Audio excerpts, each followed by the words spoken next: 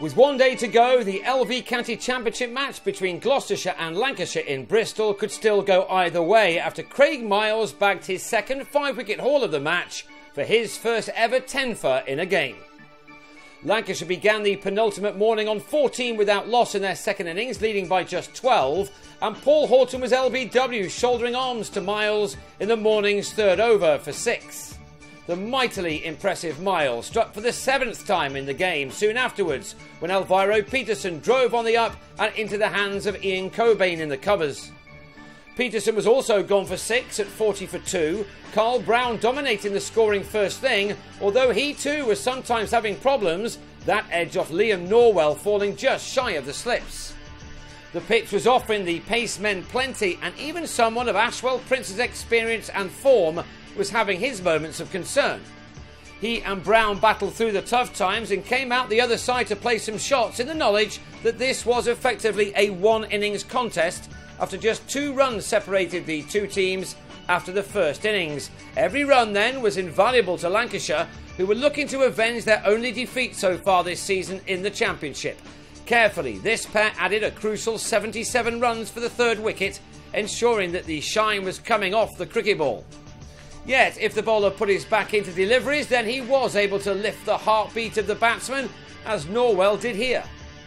Prince survived that, but next ball he took on a risky single to mid-on, where who else but Miles charged in, released an underarm throw which hit the stumps to have Prince run out for 43. The joy at that dismissal was unconfined, and Gloucestershire were overjoyed when 2 balls later Stephen Croft was legged before to Miles for a golden duck, the bowler doing everything right at this stage. The home side still needed to see the back of Brown, who was gluing this innings together. His hard-working half-century arrived off his 161st delivery, a stat in itself which tells you just how tough the going had become. Brown had struck 9 fours in his 50, and he added one more glorious one before he was dismissed for 56 to open this game right up for the Gloucesters. A bottom edge off Benny Howell had enough on it to carry through to substitute keeper Cameron Herring, who was deputising for the injured Gareth Roderick. That wicket had the home team on top, with Lancashire now on 138 for 5 for a lead of 136, and 9 runs later James Faulkner slashed a drive off Matt Taylor to Howell after making 4. A couple more breakthroughs now and Gloucestershire would have been well on top, but Jordan Clark and Alex Davis were able to get through to tea unscathed. They would have known that this pitch has allowed partnerships to build throughout, and it was important to make the most of the starts they got with shots like these, which added 53 runs for the 7th wicket, either side of the break for tea. Just after it, Howell saw Davis clipping to Will Tavares at mid-wicket to go for 28. Lancashire 198 ahead and now 7 wickets down. The visitors were, in spite of that partnership, still a little shy of the kind of score they needed, and so these runs from Tom Bailey and Clark were very significant. They were faced with a second new ball soon after coming together, but they were still able to add 35 runs for the 8th wicket, and only time will tell just how important those runs will be. An outstanding catch in the slips by Chris Dent finally ended Clark's resistance on 48, a fine knock indeed. Then another flashing edge was put down by Herring, who dived right in front of Michael Klinger. Thankfully for the home side, that was not too expensive.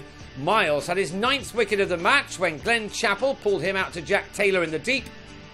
And it was match analysis of 10 for 121 when Kyle Jarvis edged behind to Herring, who just clung on to the delight of the bowler, who was having the best match of his career. He now has 33 championship wickets this year and had figures of 5 for 60 in this innings. Lancashire were all out for 253, and that left Gloucestershire a target of 252. Jarvis made the ideal start with his 43rd championship wicket of the summer, Tavares dragging a drive off the Zimbabwean back onto his stump's second ball.